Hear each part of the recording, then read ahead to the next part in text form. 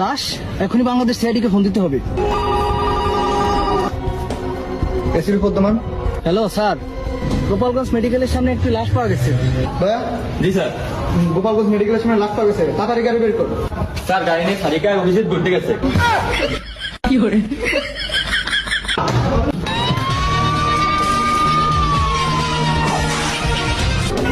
তুমি কি করে?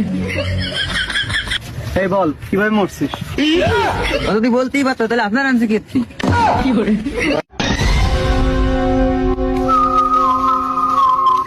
অভিজিৎ, ওদেরকে তারা কিছু হবে না, তুমি তদন্ত করে দেখো কিছু পাও কিনা। ঠিক আছে স্যার, আমি দেখতেছি। ঠিক আছে।